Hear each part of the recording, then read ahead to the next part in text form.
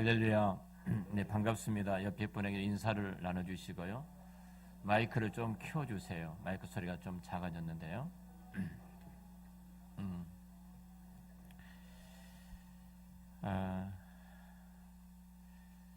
지난 우리가 특별 새벽 기도의 시간 첫날 제가 이런 세 가지 질문을 드렸습니다. 그 중에 하나가 요한복음 14장 13절 말씀입니다. 너희가 내 이름으로 무엇이든 구하든지 내가 시행하리라. 자, 이 말씀을 정말로 내가 예수 이름으로 기도함으로 내 인생 가운데 주님이 찾아오셔서 역사하시고 일하시는 그것들을 누리신 경험이 있습니까? 정말로 내가 기도함으로 하나님이 우리의 기도를 들으시는 그 응답을 갖고 계십니까? 이런 질문을 드렸어요. 만일 하나님이 내 아버지이시고 우리가 기도하면 반드시 시행하라고 말씀하셨는데 내가 기도해도 기도 응답이 아직 받지 못했다면 인격적으로 우리가 주님을 아직 만난 것이 아닙니다. 기독교라는 이 종교는 사색하는 철학적인 종교가 아닙니다. 어떤 종교적인 행위를 하는 종교도 아닙니다. 기독교는 창조 때부터 지금까지 살아계셔서 지금도 동일하게 그 일들을 이루어 가시는 살아계신 하나님을 우리가 믿는 종교가 기독교입니다. 2000년일의 그 사건이 오늘 나의 사건이 되도록 믿어지게 하는 것이 기독교고요. 그 주님이 동일하게 우리 인생 가운데 찾아오셔서 지금도 우리의 기도를 들으시고 일해 가시는 하나님을 경험하고 누리는 것이 기독교입니다. 만약 내가 아직도 우리 주님을 이렇게 경험하고 누리지 못한다면 우리는 깊이 주님과 나의 관계를 고민해보고 그 주님의 은혜를 구해야 될 줄로 압니다. 지난주 제가 이렇게 선포했습니다. 수요일과 금요일은 전도합니다. 여러분이 보내받은 그 자리에서 관계 전도이든 노방 전도이든 전도를 선포했습니다. 제가 이렇게 교회 앞에서 전도를 선포한 것은 제가 그렇게 전도하고 싶었습니다. 여러분들이 삶 어느 곳에서 전도하시든지 간에 저는 저로 나름대로 수요일과 금요일은 전도하는 날로 하나님 앞에 내가 헌신하고 싶어서 공식적인 자리에서 선포를 했어요. 수요일이 됐습니다. 사실 설교를 준비하고 또 수요일날 네팔신학교 강의 때문에 여러 가지 준비한 것이 굉장히 분주했어요. 그래서 새벽에 나와서 이 사역들을 놓고 기도하고 하나님 제가 오늘 전도하러 나가는 날입니다. 내가 전도 현장에서 사람들에게 복음을 전해야 될 텐데 그 은혜를 주시도록 기도를 드렸습니다. 너무 할 일이 많아가지고 깜빡했어요. 근데 갑자기 한 아주머니가 달려옵니다. 제 방에 문을 두드리신 거예요. 그래서 어떤 일이 있으겠더니 도와줄 수 있느냐는 겁니다. 그래서 한양빌라 101호에 사시는 분이신데요. 제가 무엇을 도와드릴까요? 자기 집에 가서 동생이 아픈데 좀 목사님이 도와줄 수 있겠습니까? 그래서 병원에 가야 되니 부축에 좀 옮겨달라는 겁니다. 그 집에 갔습니다. 첫 번째 제가 한 것이 있습니다. 예수 믿으신가요? 물었습니다. 근데 어머니하고 딸 둘이 살아갑니다. 나이가 다 드신 분들이에요. 근데 그 아픈 딸은 뭐 오륜교회 좀 다니다 어느 교회 좀 다니다 떠돌이 신앙생활을 하셨더라고요. 나머지 두 분이 예수를 안 믿으신 분이요. 제가 기도하겠습니다. 하나님은 살아계시는데 그 하나님께 기도하겠습니다. 기도를 드렸습니다. 자, 기도가 끝나고 나서 이제 이분이 층계 몇 개를 내려와서 택시를 불렀더라고요. 택시를 타고 병원에 가셔야 되는데 움직이지를 못하신 거예요. 이 계단에 제가 부축해서 내려와야 됩니다. 제가 이렇게 약간 들어보니까 64살 되셨던 이 자매님인데 들어보니까 너무 무거운 겁니다. 죄송합니다. 제가 그렇게 약해졌다는 거예요. 지금 예전 같으면 아무것도 아니었는데요. 계단에 내려오다가 만약에 잘못하면 사고 날 것 같아서 내가 도와드리러 왔는데 또 기도까지 했는데 이렇게 끝나면 그냥 참 안담했어요. 그래서 마트의 점장님한테 전화를 했습니다. 점장 이런 상황인데 좀 와주셔야 되겠습니다. 목사님 달려가죠. 그분하고 둘이 겨우 해서 옮겨드렸습니다. 그리고 목사님 저희 집에 와서 좀 기도 좀 더 해주십시오. 우리 교회 와서 이번 주보로 보신 거예요. 주보로 보고 나서 한 사람 교회는 치료하는 교회라고 써져 있는데요. 그러는 거예요. 있습니까? 가르치며 전파하며 치료하는 고치는 교회가 한 사람 교회인데 제가 그분들을 보내드리고 와서 돌아와서 느낀 것이 있습니다. 하나님은 우리가 기도하고 우리가 선포한 것들은 반드시 듣고 역사하신 살아계신 하나님이신 줄로 믿습니다. 집사람이 병원에 입원해 있었습니다. 설날 이른 아침에 저는 하지 말자, 이제 하지 말자. 남자들은 다 그러잖아요. 근데 그 어머니들은 자녀들과 뭔가 좀 더 해먹고 싶어서 그것이 어머니들의 모든 여인들의 마음이에요. 그러다 다쳤습니다. 아산병원에 갔습니다. 안 된다고 삼성병원을 갔으면 안 된다고 해서 전문병원을 소개해주고 전문병원 갔는데 의사가 10시에 나온다는 겁니다. 아침 6시 좀 넘어서 다쳐서 병원에 헤매었는데 자 10시에 기다렸습니다. 의사가 하는 말이 지금 수술한 선생님이 나오는 시간이 오후 6시입니다. 그때까지도 기다려야 되는 거예요. 아니 수석은 다 깨져버렸습니다. 완전히 그냥 집안이 난장판이 됐죠. 도대체 왜 그러신지. 그리고 10일 동안 병원에 입원해 있으면서 놀라운 일이 이루어졌는데 이 고백입니다. 5사람이 그 병실에 있었는데 그 병실 가운데 2사람은 예수를 믿으신 분이었어요. 어떤 한 분은 제가 오기를 늘 기다리면서 저의 기도를 받기를 원하는 한 교회 집사님이셨고 2 자매는 예수를 믿지 않는 분이고 한 분은 평생 동안 교회를 한 번도 안 나가신 분이에요. 한 분은 초등학교 5학년 때까지 교회를 나가셨던 분이에요. 이 2분에게 복음을 전했어요. 이 2사람이 예수님을 영접을 했어요. 그래서 제가 저희 교회에 있었던 책을 4권을 해가지고 그분들이 갖다 드렸습니다. 그리고 기도해 드렸습니다. 집사람이 이런 말을 해요. 내가 다쳐서 참 돈도 많이 들어가고 힘들고 버겁고 추석이 다 망가졌지만 하나님께서 얼마나 이들을 사랑하셨으면 이들을 만나게 하기 위해서, 이들을 구원하기 위해서, 이들에게 복음을 전하기 위해서 하나님 나라 이곳에 보내셨는지. 우리가 영적으로 깨어있지 아니하면요, 일상에 일어난 모든 일 가운데 하나님이 개입하고 계시는데, 일하고 계시는데 그걸 잊어버립니다. 놓쳐버립니다. 자연 속에서 그냥 하루하루 살아가는 것처럼 여겨져 버리는 거예요. 여러분, 하나님은 반드시 저와 여러분들이 기도한 것을 응답해 주실 줄로 믿습니다. 하나님은 살아계십니다. 오늘 본문의 내용은 아주 잘 아는 내용입니다. 10장에 이런 내용이 등장합니다. 예수님께서 12 제자들 부르셨어요.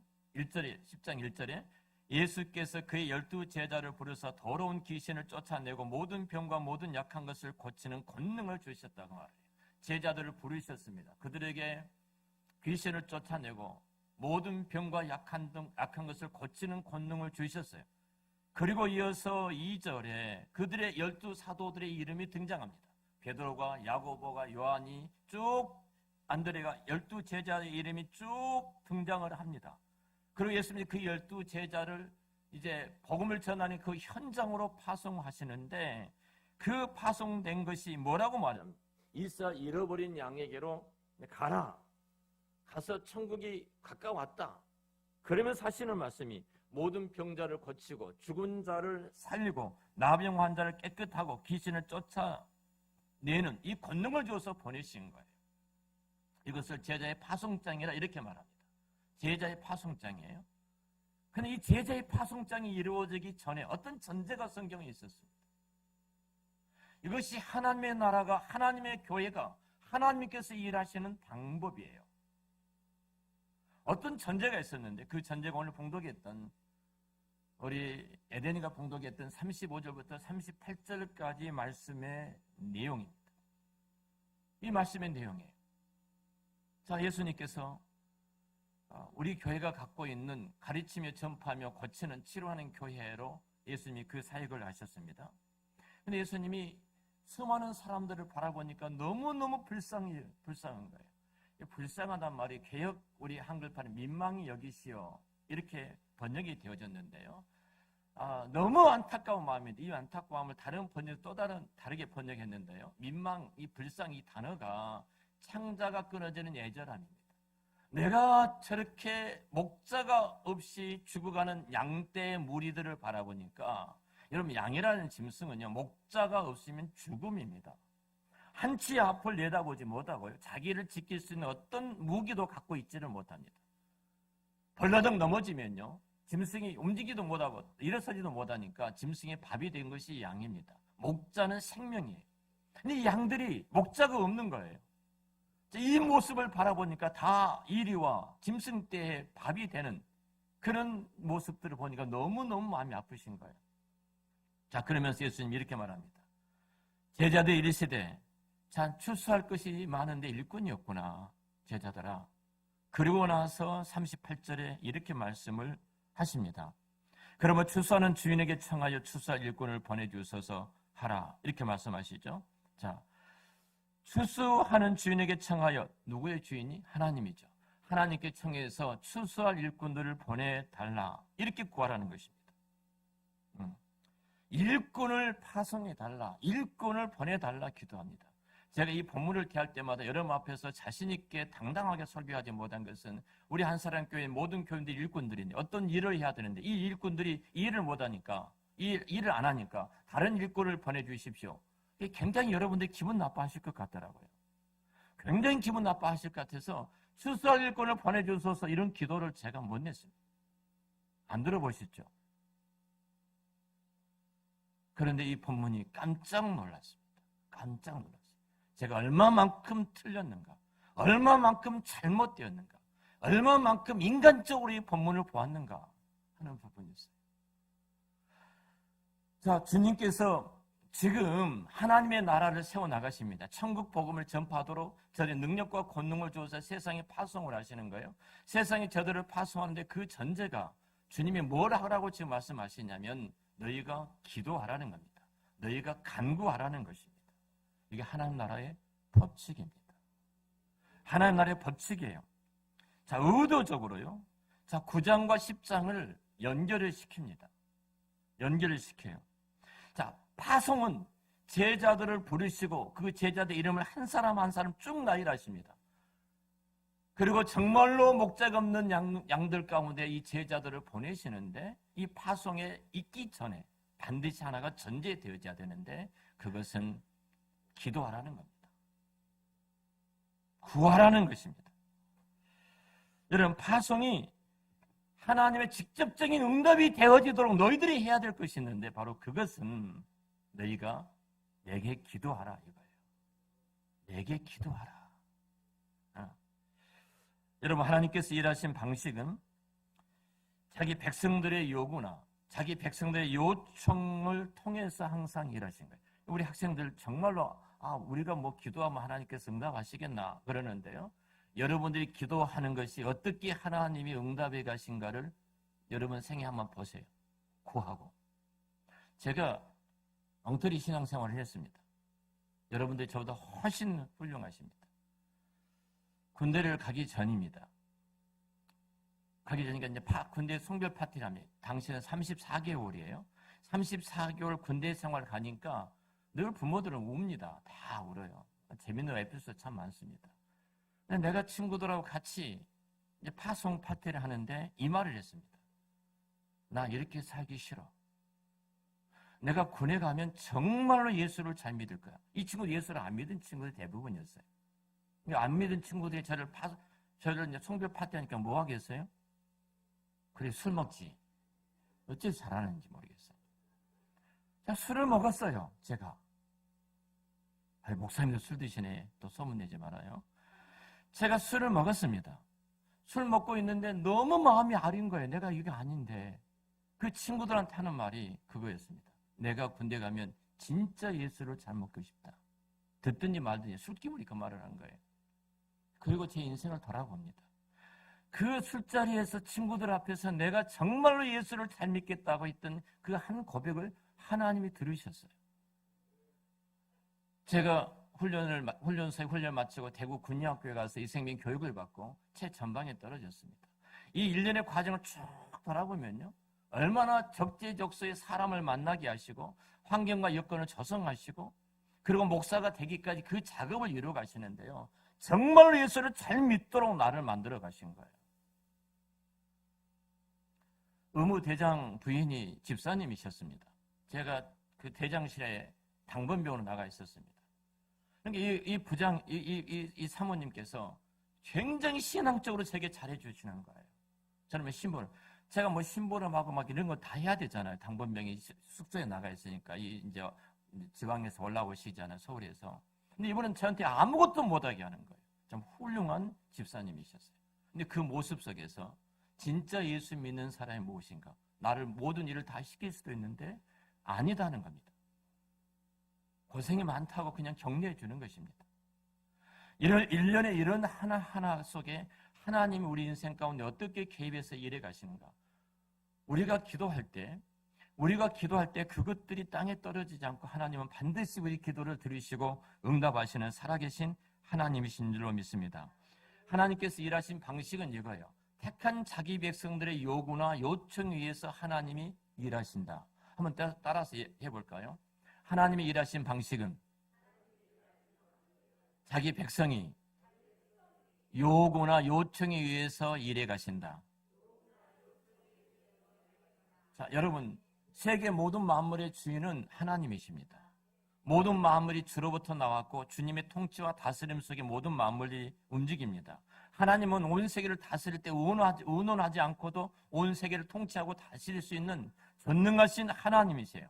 아무에게도 요청을 받지 아니하시고 아무에게도 의논을 하지 아니하시고 홀로 일하시는 전능하신 하나님이세요. 우리 욥기서에 보면 이렇게 말씀하잖아요. 욥기 38장 4절, 내가 땅에 기초를 놓을 때 여봐, 내가 너와 의논했니? 그리고 이어서 하시는 말씀이, 내가 아침을 명하여 밝게 빛나게 하였던 것이 내가 태어났을 때부터냐? 그때부터 내가 태어나니까 빛이 있더냐? 이 말이에요. 아니지 않느냐 이 말이에요. 8절부터 11절까지 내가 바닷물이 땅에 침범하지 못하도록, 바닷물이 육지로 들어오지 못해 하나님이 경계를 정해 놓으신 거예요. 이 경계를 정해 놓은 것이 내가 너와 의논해서 이 경계를 정해 놓았더냐? 하나님 홀로 일하시는 거예요. 홀로 하셔요. 아무 간섭을 받으실 필요도 없고 누구하고 의논하실 필요도 없는, 세상을 다스릴 때 어떤 사람의 조언도 받을 필요가 없는 하나님이십니다. 그러네 동시에 하나님은 하나님의 이루 가실 때 반드시 자기 백성들의 간구와 자기 백성의 요청을 통해서 하나님은 하나님의 일을 이루 가신다. 기도라는 커다란 수레바퀴 하나를 하나님 만들어 놓으시고 이 기도를 통하여 또 다른 수레바퀴, 하나님이 일하신 수레바퀴를 놓으신 거예요. 이 두 수레바퀴에 그 모든 일들이 이루어지는 바퀴가 굴러가도록 만드셨어요. 기도를 통하여 기도함으로 하나님은 일하시는 겁니다. 마치 내가 기도하지 아니하면은 하나님이 일하지 않는 것처럼 계시는 거예요. 자, 예를 들어보겠습니다. 여러분, 출애굽 사건을 잘 아실 겁니다. 이스라엘 백성들이 400년 동안 애굽 땅에 있었지 않습니까? 애굽 땅에 있을 때 그들이 바로가 점점점 학대가 심해집니다. 얼마나 힘들게 한지 모릅니다. 너무 힘들었어요. 다른 지푸라기를 주지 않고 벽돌을 구워낼 정도로 큰 고통을 당합니다. 그 고통도 이유가 아닙니다. 사내가 태어나게 되면은 인구가 많아지니까 인구 억지 정책을 쓰는데 모든 사내들은 다 죽이라고 명령을 내립니다. 이 고통을 한번 들어보십시오. 자, 이 고통 때문에 이스라엘 백성들이 하나님 앞에 부르짖을 수밖에 없는 거예요. 이 고통 때문에. 그 전에 성경에 부르짖는다는 단어가 등장하지 않는데요. 이 고통 때문에 하나님 앞에 부르짖을 수밖에 없는데 하나님께서 저들의 고통 소리를 들으시고 기억하사 이렇게 이야기를 합니다. 생각해 보세요. 하나님 잊어버리셨습니까? 잊어버렸다가 너희들이 기도하니까 생각났어. 하나님 그러고 계신 거예요. 제가 고백합니다. 제가 깜빡깜빡하니까 여러분이 저를 용서해 주시기를 바랍니다. 집사람과 같이 병원에 가는데요. 이제 실밥을 뽑으러 병원에 갑니다. 그래서 갈 때 이렇게 핸드폰을 켜서 앞에다 딱 놔뒀습니다. 지도를. 호로 가다가 여보 핸드폰 어디서 핸드폰 좀 줘 그랬어요. 집사람 당신이 보고 있잖아. 보면서도 핸드폰을 찾는 나이가 돼버린 거예요. 죄송합니다. 여러분은 안 그러시고 제가 그랬어요. 그래서 여러분 나이 드시면요 싸우지 마시고 들었던 것 안 들었다고 하고요. 말했던 것 말 안 했다고 하거든요. 그러니까 그러려니 하고 사십시오. 살면 얼마나 살겠습니까 우리가. 그렇잖아요. 깜빡깜빡합니다. 제가 얼마나 순발력이 떨어지냐면요. 정말로 내가 이 순발력이 떨어진다고 말하니까 저희 노예 선배 목사님, 나 목사님도 순발력 떨어져 그러시더라고요. 근데 제가 이 차 사고가 깜빡깜빡 날 수 있는 확률이 너무너무 많은 거예요. 너무너무 많아요. 순간순간. 그래서 집사람한테 몇 번 말을 했어요. 내가 참 위험하다. 근데 집사람이 반응을 해야 되잖아요. 여보, 그럼 어떻게 하지? 이렇게 나와야 되는데 대답을 안 하는 겁니다. 예, 저희 목사님 한 번 오셔서 차를 대놨습니다. 저희 앞에. 그 차가 이제 나가야 되는데 제가 이렇게 빼라고 했어요. 나보다 탁컹 하는 거예요. 새 차 가지고 차 운전 그따위밖에 못해 그랬어요. 딱 하나만에 뭐라 하냐면 목사님이 거기 서 계시니까 차가 안 움직이잖아. 감지해가지고 요즘에 차들이 얼마나 좋은지 감지해가지고 사고 안 나게 만들어져 있더라고요. 이런 차도 있더라고요, 세상에. 지금 우리가 기억력이 정말로 많이 떨어져 있습니다. 그러니까 여러분들이 그러려니 하고 저를 봐주시기를 바랍니다. 하나님 이렇게 잊어버렸었을까요? 전지하신 하나님이고 전능하신 하나님, 온 우주와 창조하시고 영원부터 영원까지 다 알고 계신 하나님께서 잊어버렸기 때문에 기억하셨을까요? 그들의 부름을 짓고 이 말이 아닙니다. 원문에 정확하게 번역하면 이런 내용이에요. 설명을 해드리면, 자, 하나님은 저들의 기도 소리에 이제 하나님이 언약하셨던 아브람과 야곱과 이삭에게 언약하셨던 그 언약의 때, 그것이 이루어질 때가 되었다 이 말이에요. 언제가요? 너희가 기도할 때 이 말이에요. 기도할 때 하나님이 이들의 기도를 들으시고 내가 이제는 그 일을 이룰 때가 되었다. 그리고 저들을 애굽 땅에서 건져내시지 않습니까? 하나님이 일하신 방법은, 하나님이 역사하신 방법은 바로 우리의 기도를 통해서 하나님이 이루어 가셔요. 여러분, 사사기는 어떻습니까? 사사들의 특징이 하나 있잖아요. 사사들이 이스라엘 백성이 여호와께 배교하고 범죄합니다. 그래서 이방의 나라들을 동원해서 저들을 때립니다. 때릴 때 하나님은 다 보고 계십니다. 알고 계십니다. 언제 저들을 구원하냐면요, 저들이 여호와 앞에 부르짖을 때, 할렐루야, 그때가 하나님 구원의 때라 이 말입니다. 하나님이 일하신 방법은 내가 기도하는 기도의 수레 받기. 그래서 기도하는 아내가 있는 사람, 기도하는 부모가 있는 사람, 기도하는 교회가 있는 교회, 기도하는 남편이 있는 사람이 복인 줄로 믿습니다. 나는 기도야. 그분의 복이야. 어제 강화에서 피스메이커스라는 선교회가 조직됐습니다. 그 교회 목사님이 저보고 특별히 설교를 부탁해서 토요일날 그 강화까지 평소에는 1시간 반 정도 걸린 거리를 3시간을 갔습니다. 성모도 바로 앞에, 바로 좀 가니까 북한이 보이더라고요. 북한 선교회인데 최전선의 북한 땅을 바라보면서 선교회가 세워졌어요. 그때 목사님 아들이 목사입니다. 너무 목회를 잘합니다. 강남에서 목회를 합니다. 이 목사님의 꿈이 뭐였냐면 강남의 주관의 영혼들을 깨우는 것이 꿈이었어요. 이 돈에 매여가지고 세상에 매여서 환장한 이 사람들을 살리는 것이 꿈이었는데 하나님이 다 막으시더라는 거예요. 계속 기도해 왔다는 거예요. 기도했는데 하나님이 내 아들이 목사가 되어져서 강남 한복판에서 교회를 세워서 영혼들을 구원하는 사역하는 것을 보면서 그 말씀 쭉 하시기에 이런 말을, 다윗을 막으시고 솔로몬을 세우신 것처럼 하나님이 그렇게 일하셨네요. 거기에 바로 성모대교 앞에 위에 굉장히 높은 곳에 펜션처럼 어마어마한 것이 지어진 게 있더라고요. 제가 목사님한테 물었어요. 목사님 저게 뭡니까? 물었더니 이 말씀 하시더라고요. 예전에 선교사님이 강화도에서 복음을 전할 때 그 험악한 길을 걸어다니면서 복음을 전했다는 거예요. 커브 도는 곳에 우물이 하나 있었답니다. 너무 목이 타신 게 선교사, 애국인 선교사가. 그래서 그 집 주인에게 부탁을 해서 물 한 바가지 먹고 싶습니다 이런 거예요. 물 한 바가지를 얻어 드셨어요. 선교사님 그분에게 복음을 전했어요. 그분 예수를 믿게 되었어요. 5대째 장로 집안이 되었는데요. 그 물이 어떤 물이냐면 혹시 들어보셨는가요? 아토피를 치료하는 물. 저 처음 들었습니다. 물 한 바가지 때문에 이분 예수를 믿게 되어지고 물 한 바가지 때문에 이 샘물이, 그래서 이 아토피들이 막 고쳐지니까 사람들이 다 몰려오기 시작했다는 거예요. 물을 들어오면은 이 장로님은 그때부터서 20분 동안 물 주기 전에 복음을 전하기 시작했다는 거예요. 그것이 5대째 나타나는 기적이라는 거예요. 꼭 한번 가보시기 바랍니다. 꼭 한번 가보세요. 선교사님이 지치고 힘들어서 지나가다가 너무 목이 타서 물 한 바가지 얻어 드셨는데 물 한 바가지 때문에 그 집안 자손 대대로 하나님의 복을 받는, 주의 일에 쓰임받는 그 은혜가 있는 그 복, 여러분도 똑같이 누리시기를 축원합니다. 하나님의 일하신 방법이에요.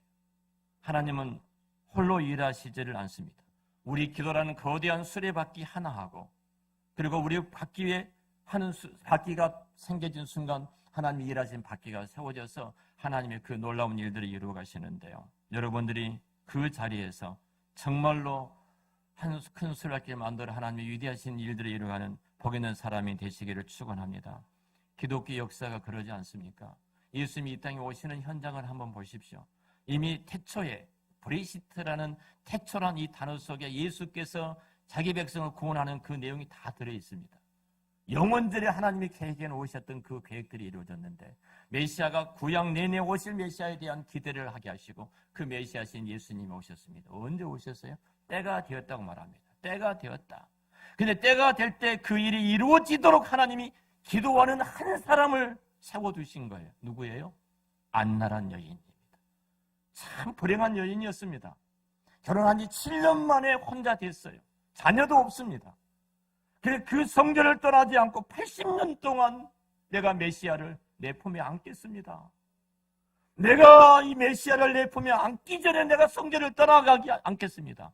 80년 내내 그 성전에서 기도했던 안나라는 한 여인의 기도, 그리고 그 메시아인 예수님이 그 성전에 들어가 할례를 바꾸시고 그리고 품에 안고, 여러분 이것처럼 영광스러운 일이 어디가 있겠습니까?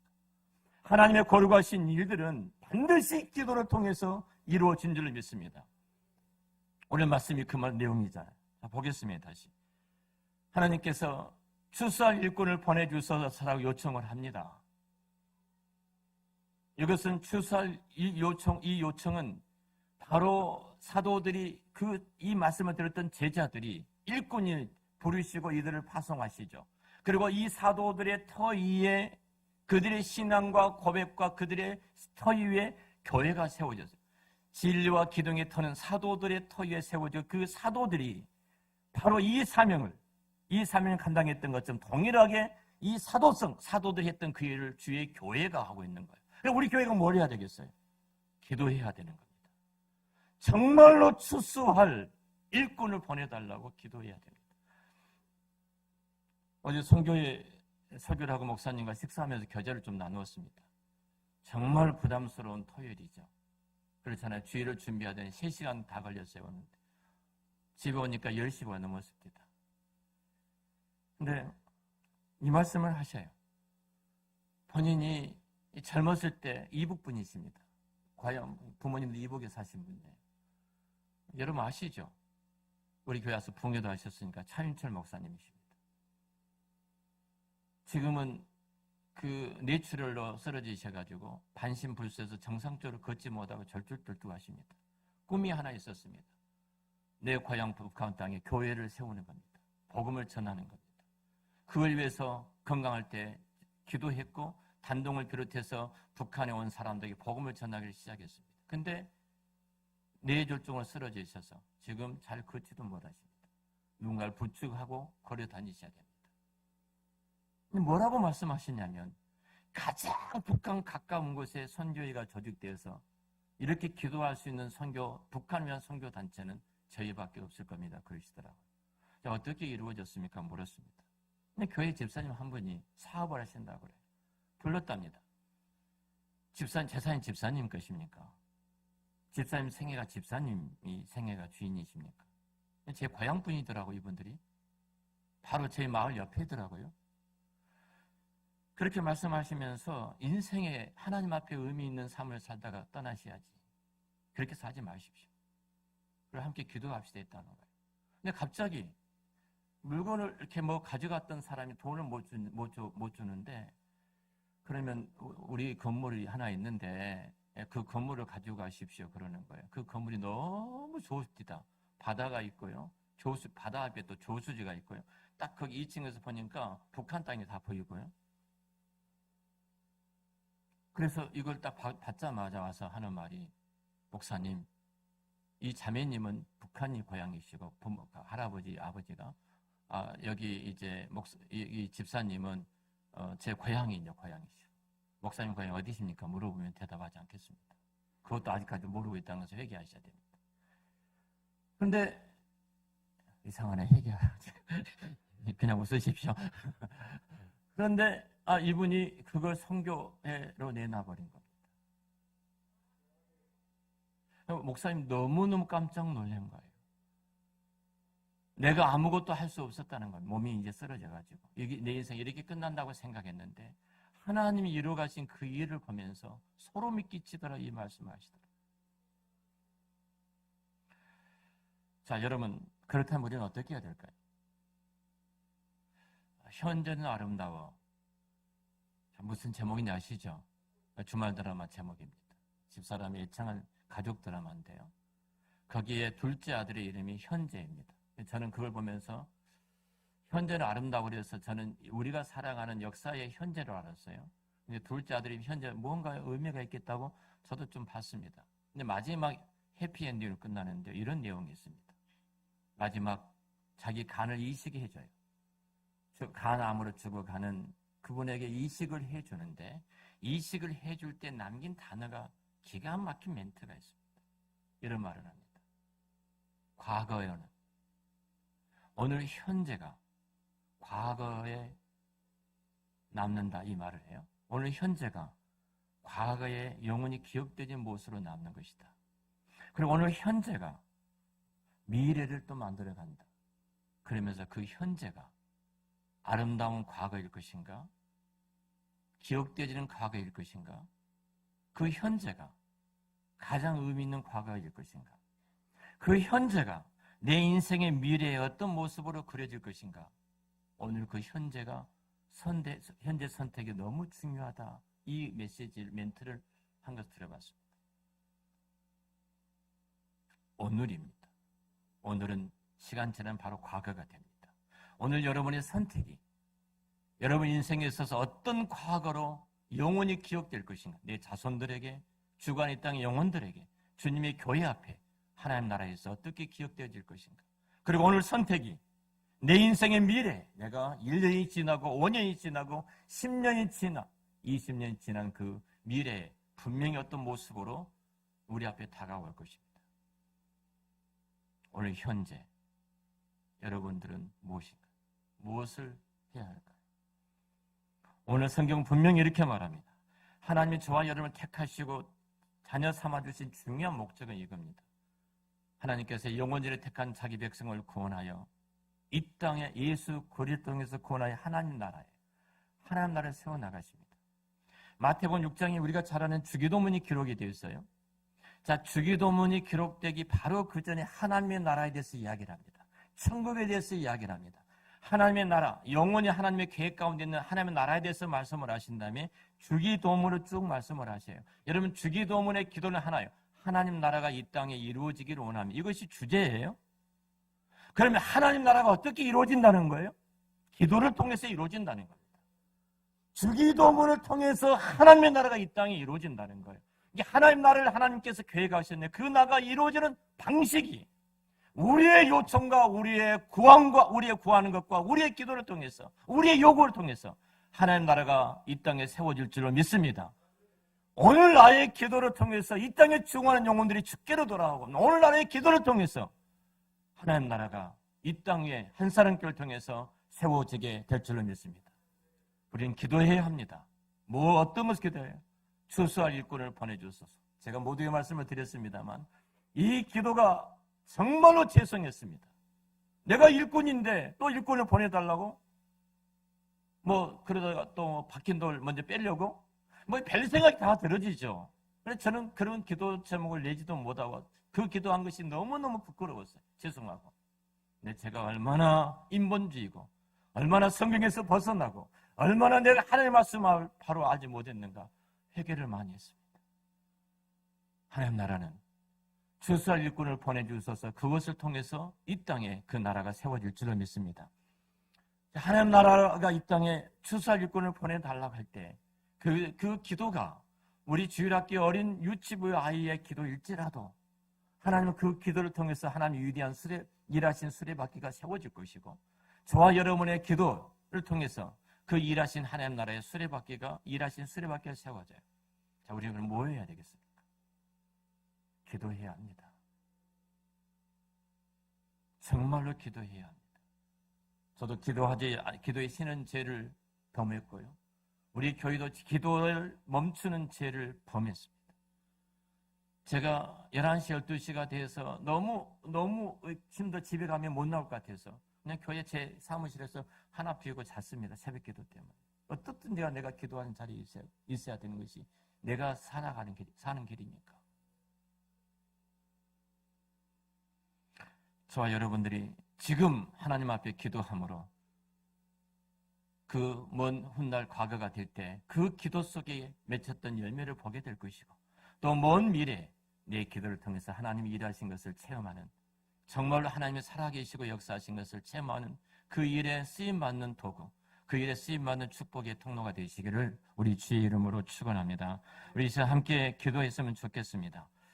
분명히 우리가 어떻게 살아야 하나님 나라를 위해서 열심히 간구해야 되고, 왜냐하면 하나님이 우리의 간구를 통해서 하나님의 손이 움직이십니다. 그리고 또 우리는 하나님의 나라를 위해 열심히 일해야 합니다. 왜냐하면 바로 기도의 응답으로서 교회를 세상에 보내고 계시기 때문에 그렇습니다. 하나님은 우리를 통해서 일하고 계시기 때문에 우리는 또 열심히 일해야 됩니다. 우리 다 같이 추수할 일꾼을 보내달라고, 내가 또 하나님의 그 일꾼의 또 도구가 돼서 내가 쓰임받는 하나님의 복의 사람이 되고 하나님 나라를 세워나가는 그 복의 사람이 되어지도록 우리 주여 한번 부르면서 기도하겠습니다.